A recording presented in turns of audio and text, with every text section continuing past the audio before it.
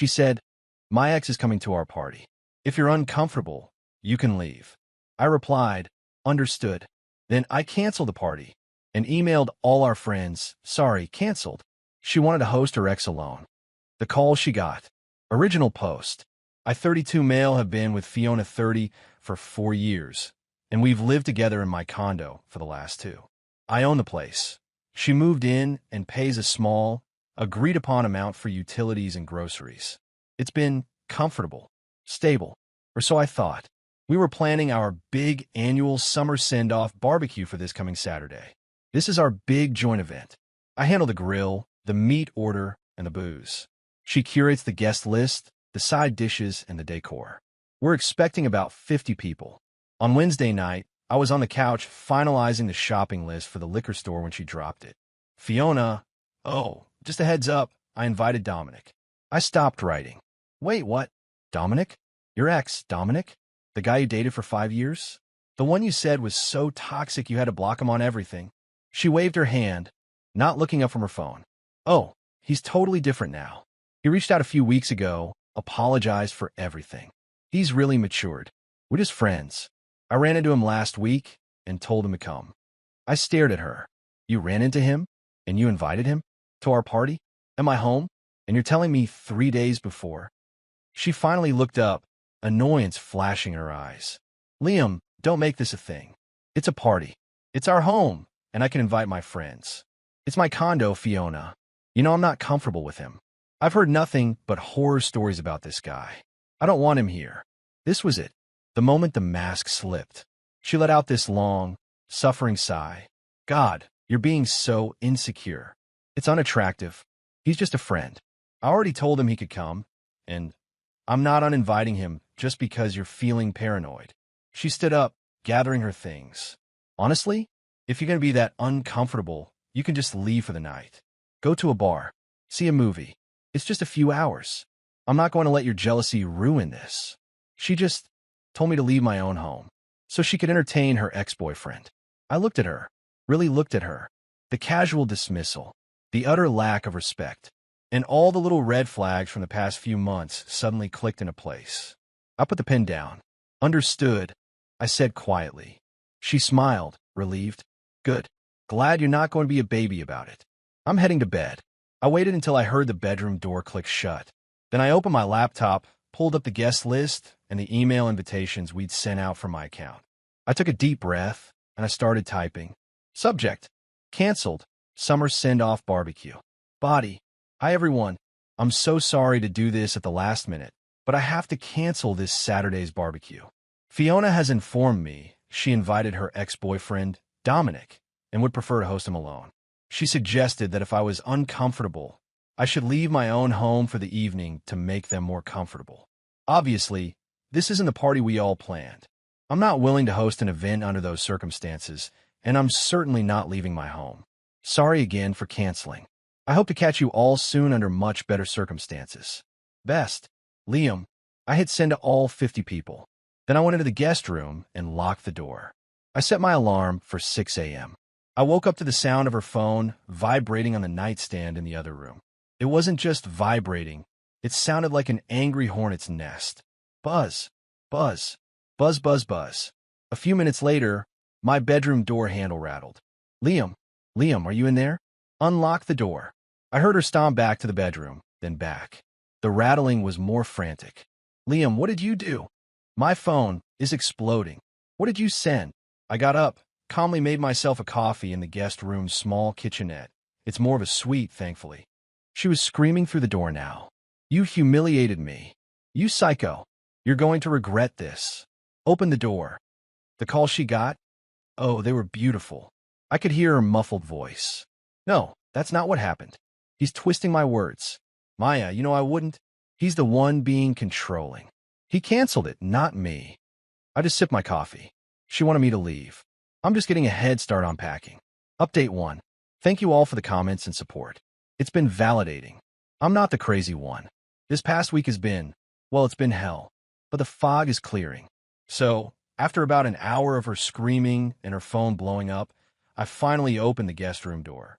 She was standing there, hair a mess, face red and puffy from crying. phone clutched in her hand. You, she sputtered. You humiliated me. To everyone. My mom called me. Maya thinks I'm some kind of cheater. You need to fix this. Now, send another email. Tell them you misunderstood. Tell them you were jealous and overreacted. Apologize. I just looked at her. No. What do you mean, no? I mean, I'm not sending another email. I'm not apologizing. I sent the truth. Did you, or did you not, tell me to leave my own home so you could host your ex? That's not what I meant, she shrieked. You twisted it. You're supposed to trust me. This is emotional abuse. Kicking me out of my condo for another man is what? Exactly? A welcoming gift. She just stared at me, dumbfounded that I wasn't backing down. Before she could wind up for another round, her sister, Celeste, let herself into the condo. She apparently has a key, which is news to me. Celeste didn't even look at me. She just rushed to Fiona. Oh my God, Fi, are you okay? I saw the email. He's insane. What a psycho. She finally turned to me. You need to apologize to her. You've ruined her reputation. You know how sensitive she is. This is a complete overreaction. You're a controlling monster. I'm controlling? For not wanting to be kicked out of my own house. She was just flustered. Celeste shot back. She didn't mean it. You're supposed to love her. You're just trying to punish her. You're probably going to kick her out, aren't you? Well, you can't. She has rights. This is her home, too. Fiona, seeing her sister backing her up, found her strength. She's right. This is my home. You can't just kick me out. And after you just did this to me, I'm not going anywhere. Then came the first real dirty trick. In fact, Fiona said, crossing her arms, I don't think I should have to pay for utilities this month. Or groceries. Not after the emotional distress you've caused me. You can cover it. It's the least you can do after humiliating me. The entitlement was staggering. She wanted me to pay for her life while she figured out how to spin this. I just nodded. You're right. This has become a legal situation. You're right. This is your home. Legally, you're a tenant at will. So, we'll handle this legally. I went to my desk, opened my laptop, and found a standard, state-approved 30-day notice to vacate template. I filled it out, printed 2 copies, and walked back to the living room where she and Celeste were whispering. I handed 1 copy to Fiona. What's this? She sneered. That's your formal, legal 30-day notice to vacate. You have until the 20th of next month to be out with all your belongings. Our verbal tenancy agreement is terminated. Fiona and Celeste just stared at the paper. You're evicting me, Fiona whispered, the color draining from her face. I'm terminating your tenancy, as is my right as the homeowner. Over a party? She screamed. No, over you telling me to leave my home for another man. Over you inviting him behind my back. Over you proving, in no uncertain terms, that you have zero respect for me, this relationship, or my home. The party just exposed it all. Celeste started yelling. You'll be hearing from our lawyer. This is retaliation. This is illegal. I look forward to it, I said. Please have him contact me directly. Now, I'd like you to leave, Celeste. You're trespassing. Celeste looked like she was going to swing at me, but I just held my ground. She grabbed Fiona, and they stormed out, slamming the door. I immediately double-bolted it and put the chain on. Then my phone buzzed. An unknown number. Hey man, this is Dominic. Listen, I don't know what your problem is, but you need to back off. Fiona is really upset. You sent some crazy email, and now you're kicking her out? Seriously uncool, dude. You're overreacting. She just said we were all going to hang out. I typed back one response. She told me to leave my home so you two could be alone. Ask her about that. Then lose my number. He didn't reply. I spent the rest of the day in a daze. I started boxing up her things from the living room. Knickknacks, blankets, the weird sculpture she bought. I piled them by the front door. This is going to be the longest 30 days of my life. Update 2. This is not a 30-day war. This is a siege. Living with someone who is actively trying to destroy you from the inside is an education. I have 18 days left until the notice is up. Fiona and Celeste must have realized they couldn't just bully me because they moved on to Dirty Tricks, the sequel. Dirty Trick 1, The Petty War. Fiona is making my life a living hell. It's almost impressive in its childishness. She accidentally used all the hot water every morning before I had to get ready for work. She forgot to buy groceries and then ate the specific food she knows I meal prep for the week. She'll come home at 2 a.m. on a Tuesday, turn on the living room TV to full volume, and fall asleep on the couch. She's trying to make me leave. Dirty trick 2. The legal scare. I was served. Well, served. A guy in a messy suit handed me a letter from a law office I've only ever seen advertised on bus benches. It was a cease and desist, full of typos. It claimed I was engaging in a campaign of harassment by illegally evicting her and libeling her to our mutual friends. It said she was a common-law spouse, which isn't a thing in our state, and was demanding 50% of my condo's equity and $10,000 for emotional distress. It also demanded I immediately cease and desist packing her belongings, as I was tampering with her property. Dirty trick 3. The property grab. This was the boldest. I have a large framed art print in my office. It's a signed, limited edition piece by an artist I've followed for years. It's my favorite thing I own. I came home from work to find a bright pink sticky note on it. The note said, "Mine. Anniversary gift 2021. Do not pack. She is lying." I bought that print in 2017, a full year before I even met her. She's just claiming it. She's banking on the fact that I won't have the proof. I was shaking with anger. But I'm not playing her game. I'm playing mine. My response, the methodical takedown. First, I hire my own lawyer. A good one. A shark. The retainer fee hurt, but peace of mind is priceless. He laughed out loud at the common law letter. He said the libel claim is a joke because truth is an absolute defense, and her own text to me, which I saved, proves her intent. Second, per his advice, I bought 2 small, very visible security cameras and placed them in the living room and the kitchen. Fiona lost her mind. "You're spying on me. That's illegal. I'm calling the cops." "Go ahead," I said, plugging the last one in. "It's my home. I'm documenting my property and my own safety. Given your sister's unannounced entries and your lawyer's false claims, I'm protecting myself. If you don't like being on camera, you're welcome to leave 18 days early." The late-night TV concerts have stopped. Third, I dealt with the art print. I went into my attic, dug through my old file boxes, and found it. The original gallery receipt from 2017. Framed, dated, with my name and credit card info on it. I taped a copy of it to the wall right next to her sticky note. She hasn't said a word about it since. The investigation, the snap moment. Her lawyer's letter got me thinking. If she's this bold, she's hiding more. I didn't have to hack her phone. I didn't have to hire a PI. I just had to look at the bills. I manage our shared toll pass account. It's linked to my credit card. I was logging in to remove her transponder before the next billing cycle. I decided to check the history. For the last 8 months, every Tuesday and Thursday night, her car, same toll plaza, same exit, 9:15 p.m. Same plaza, same exit, in reverse, 1:30 a.m. Her late-night yoga class with Celeste. I Googled the exit. It's a residential area across the bridge. I Googled Dominic's name. His apartment complex is right off that exit. This wasn't a reconnection.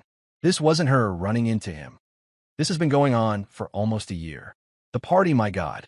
The party was her trying to introduce her 2 lives. She was trying to get me and her friends to like him, to normalize him, so she could eventually trade up or down, as it seems, without looking like the villain. She didn't just tell me to leave for an evening. She was trying to get me to vacate my own life. I waited for her to come home last night. She was back in Ice Queen mode, ignoring me. "How was yoga?" I asked, not looking up from my laptop. She stopped. "What? Yoga? With Celeste. You went, right? It's Thursday." "Yes," she said, her voice clipped. "What?" I turned my laptop around. On the screen was the toll pass statement. 8 months of it. Just admiring your dedication.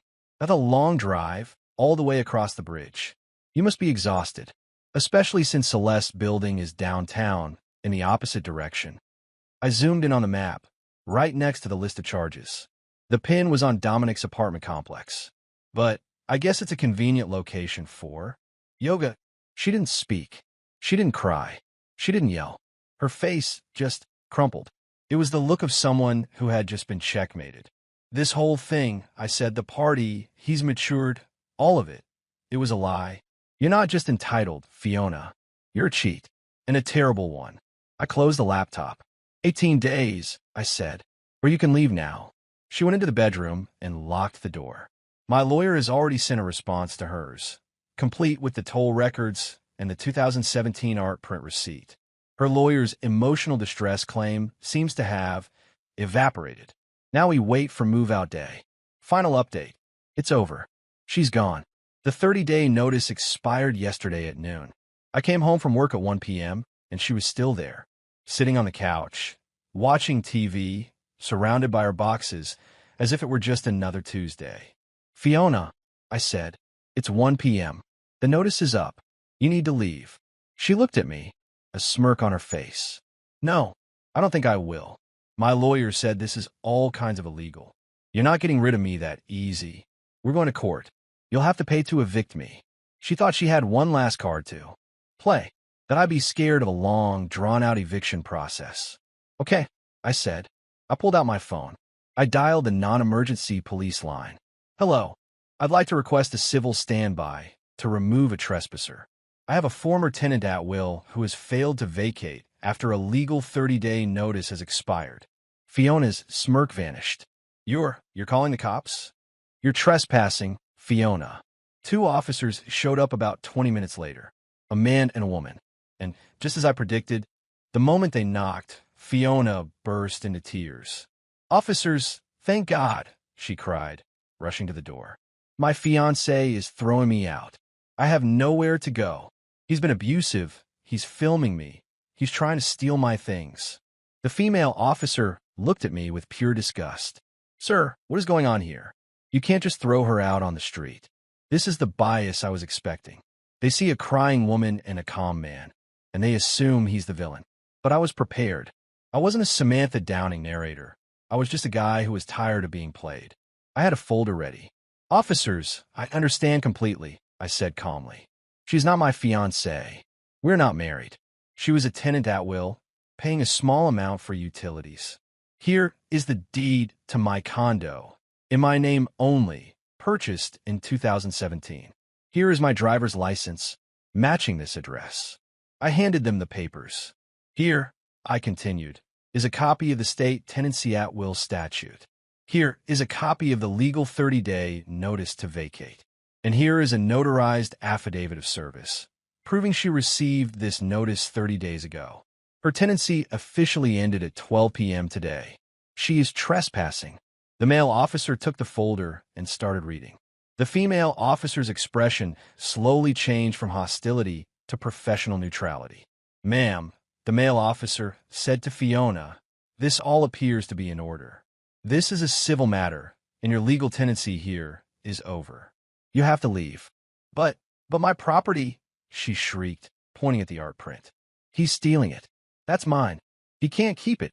Officers, I said, I have a receipt for that print right here. I pulled the 2017 receipt from the folder. I purchased it a year before I met her. She is welcome to sue me for it in small claims court, but she is not removing it from my home. The female officer sighed. Ma'am, we cannot get involved in property disputes. If it's disputed, you can't take it. You'll have to handle that in court. Right now, you need to gather your undisputed belongings and vacate the premises. Fiona's face was a mask of pure, unadulterated venom. The tears were gone. Fine, she spat. Her sister Celeste was waiting outside in a rented van. It took them 4 trips to get all the boxes. The whole time, Celeste was muttering, asshole, and you'll get yours under her breath. As Fiona walked out for the last time, she stopped in the doorway. You're a monster, Liam. A cold, heartless monster. I hope you're happy, all alone in your empty condo. I will be, I said, and I shut the door. I locked the deadbolt. I locked the chain. And I leaned against the door, my heart hammering. I'm not going to lie. I felt shaky, not with regret, but with adrenaline. It's been a week. I got one last letter from her bus bench lawyer, demanding $5,000 for the value of the art print. My lawyer sent back a certified letter with a receipt and a note threatening a countersuit for frivolous litigation and legal fees. We haven't heard back. The gossip?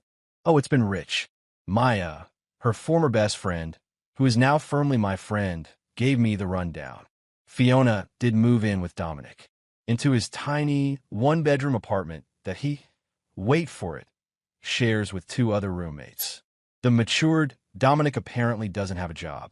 He's a crypto investor who trades all day, meaning he's broke. Fiona, who was used to my condo and my salary subsidizing her life, is apparently miserable. She has to pay for everything, and she's discovering that Dominic's thrill doesn't pay for nice dinners. Celeste isn't speaking to her, furious that Fiona lied to her for months about the affair and dragged her into the middle of this mess, making her look like an idiot too. As for me, I'm not happy. This whole thing was draining, expensive, and deeply sad. It cost me thousands in lawyer fees and 4 years of my life. I had to learn in real time how to be a cold, calculating person just to protect myself. But I'm satisfied. I had a deep cleaning crew come in and scrub the entire condo. I changed the locks again, just in case. The air feels lighter. I took the original party email list and sent one final follow-up last night. Subject: housewarming for real this time. Body: hey all. Apologies again for the unpleasantness last month. The air has been cleared and the trash has officially been taken out. I'm having that barbecue for real 2 weeks from Saturday. My home, my rules. Hope you can make it. Dominic is not invited. The RSVPs have been amazing.